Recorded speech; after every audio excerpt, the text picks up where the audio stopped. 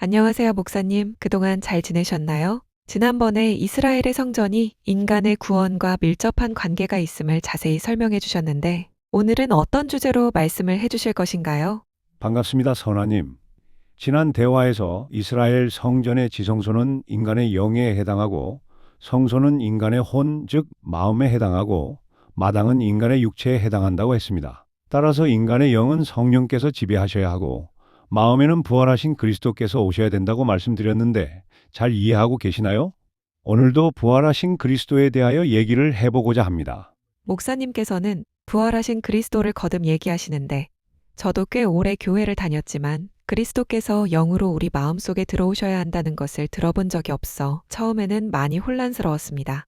하지만 말씀을 계속 들으면서 그동안의 신앙생활을 되돌아보니 늘 넘어지고 죄를 반복적으로 짓는 제 모습을 보면서 그리스도에 대하여 더 자세히 알고 싶은 마음이 생겼습니다. 또한 부활하신 그리스도에 대한 내용이 성경 어디에 나오는지 궁금증도 생겼는데 말씀해 주실 수가 있나요? 선하님이 혼란스러운 것도 이해되고 또한 성경 어디에 부활하신 그리스도에 대한 말씀이 있는지 궁금한 것도 잘 이해됩니다. 저 역시 처음에는 그랬는데 결국 말씀을 통해 알게 되었으므로 이제는 이 모든 것이 제 마음속에 자리 잡고 있어 자신 있게 말씀드릴 수 있습니다. 이방인 앞에 오실 부활하신 그리스도에 대하여 하나님께서는 확실한 증거를 성경을 통해 남겨두셨습니다.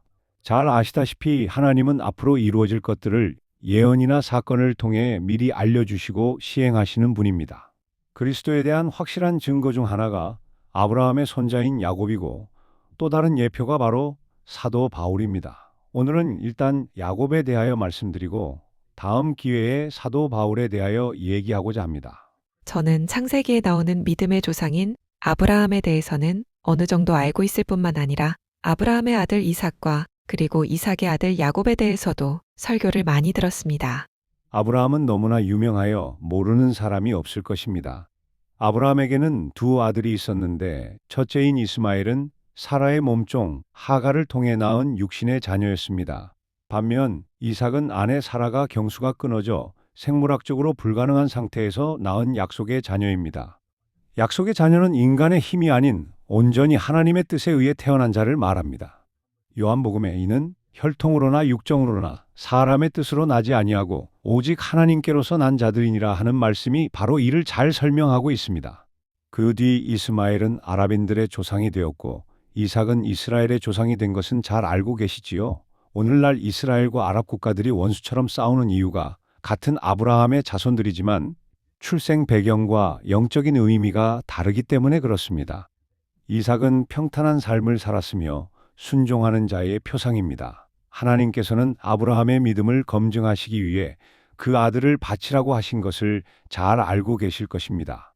우리는 독자 이삭도 아끼지 않고 바친 아브라함의 믿음은 잘 알고 있지만 이미 건장한 성인이 된 이삭이 자기를 죽이고자 하는 아버지께 전혀 반항하지 않고 스스로 희생제물이 되고자 했던 것을 기억해야 합니다. 이런 이삭이 2000년 전에 오신 예수를 상징한다는 것은 대부분 기독교인들도 잘 알고 있을 것입니다. 그렇게 설명하시니 이삭이 아무런 반항도 하지 않고 스스로 제물이 되었다는 것이 감동적이군요. 이삭의 순종하는 모습이 바로 이스라엘 땅에 오신 예수께서 십자가에 못 박혀 죽기까지 순종하신 모습과 너무 닮았다는 것이 쉽게 이해가 됩니다. 그런데 성경을 읽어보면 이삭보다 야곱에 대한 얘기가 더 많이 나오잖아요. 야곱이란 인물에 대해서도 궁금해지는데 설명해 주실 수가 있나요? 네, 좋은 질문입니다. 이삭의 아내 리브가가 쌍둥이를 잉태한 것은 우연이 아니라 하나님께서 미리 계획하신 것입니다. 야곱은 태어날 때부터 형의 발목을 잡고 나오고 나중에는 형의 장자권까지 가로채는 사기꾼 같은 모습을 보입니다. 그런데도 하나님은 내가 야곱은 사랑하고 에서는 미워하였다라고 말씀하시며 그를 이스라엘의 조상으로 선택하셨습니다. 여기에는 기독교인들이 미처 알지 못하는 놀라운 섭리가 숨어 있습니다. 이삭이 유대 땅에 오신 육신의 예수를 예표한다면 야곱은 장차 이방인들 앞에 오실 부활하신 그리스도를 예표합니다.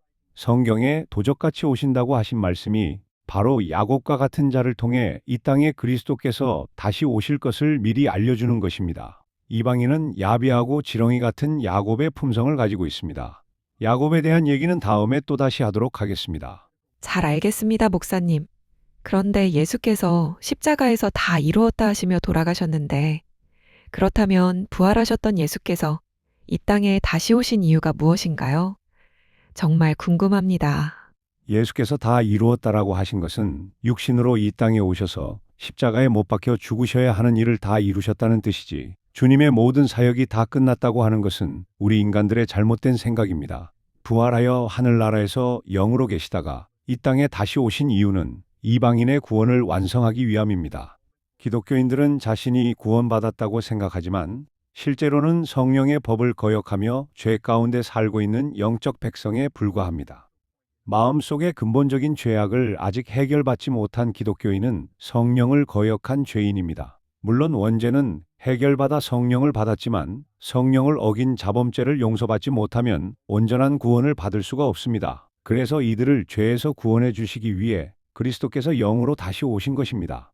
다시 말하면 율법을 어겨 죄인된 유대인들을 구원하기 위해 2000년 전에 예수께서 육체를 입고 오셨고, 기독교 역사 2000년이 지난 지금 놀랍게도 부활하신 예수께서 영으로 이방인 앞에 다시 오신 것입니다.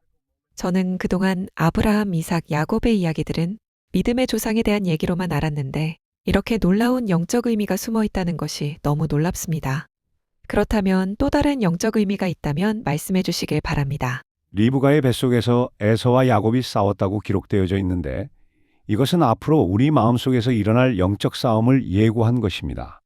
우리가 영으로 오신 그리스도를 믿으면 그의 말씀이 우리 마음속에 자리 잡기 시작하고 그때부터 영적 전쟁이 시작됩니다. 모든 인간은 자아를 갖고 있는데 이는 무엇을 먹을까 무엇을 입을까 하며 항상 세상적이고 육신적인 것을 추구합니다. 인간의 자아도 영적인 존재인데 이에 대해서 다음에 자세히 말씀드리도록 하겠습니다. 이미 각 사람의 마음속에는 자아가 주인으로 자리 잡고 있기에 그리스도가 겨자씨같이 들어오시면 그때부터 두 영적인 존재인 자아와 그리스도가 싸움을 하게 되는 것입니다. 여기서 자아는 에서에 해당하고 그리스도는 야곱에 해당합니다. 자신의 자아와 고집이 강할수록 겨자씨로 오신 그리스도는 싹을 틔우지 못하고 말라 죽게 되지만, 반대로 자기 자신 자아와 싸워 이기는 자는 그리스도가 그의 주인이 되어 성령 따라 살 수 있도록 도와주시고 끝까지 책임져 주십니다. 말씀을 듣고 보니 마태복음의 씨 뿌리는 비유가 생각났는데 이와 연관이 있나요? 정확히 맞습니다. 선하님이 아주 좋은 말씀을 해주셨습니다. 우리 마음이 바로 그리스도가 심겨질 밭입니다. 그리스도의 말씀이 그 밭에 심겨질 때 마음밭의 상태가 좋지 못하면 씨가 뿌리를 내리지 못하고 말라 죽습니다. 성경은 육신의 생각은 하나님과 원수라고 분명히 말합니다. 우리 마음속에는 온갖 더러운 죄악이 가득하기 때문에 내 생각과 고집을 내세우게 되면 작은 겨자씨로 오신 그리스도가 유산될 확률이 매우 높습니다. 따라서 그 씨가 잘 자라게 하려면 무엇보다 나를 철저하게 부인하고 버려야 합니다. 내가 살아있으면 내 생각이 겨자씨를 짓밟아 죽이기 때문입니다. 이 영적인 싸움에서 자신을 버리는 자는 승리하지만 자신을 버리지 못하면 결국 사단의 종이 됩니다. 결국 나를 버려야 한다는 결론에 도달하는군요. 예수께서도 자신을 부인하고 쫓아오라고 하셨는데 자신을 버린다는 것이 얼마나 어려운 것인지 저도 알고 있습니다. 우리가 어떻게 나 자신을 버릴 수가 있을까요? 사실 자신을 버리는 것은 정말 어려운 일입니다.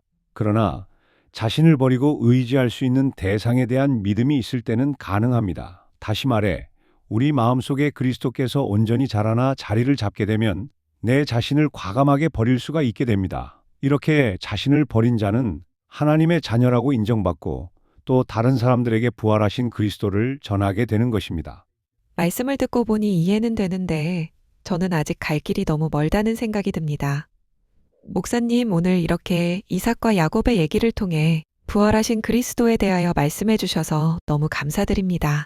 선하님이 이렇게 적극적으로 주님을 알고자 하니 제 마음이 너무 기쁩니다. 그리스도를 만나기 위해서 무엇보다 지금까지 알고 있던 고정관념을 깨트리는 것이 너무 중요합니다.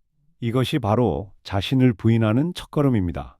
부활하신 그리스도에 대한 내용은 성경 곳곳에 숨겨져 있기에 앞으로 계속해서 대화를 통하여 말씀드리겠습니다. 오늘도 좋은 질문을 하시면서 적극적으로 대화에 참여해 주심에 감사드립니다. 다음에 또 뵙겠습니다. 감사합니다.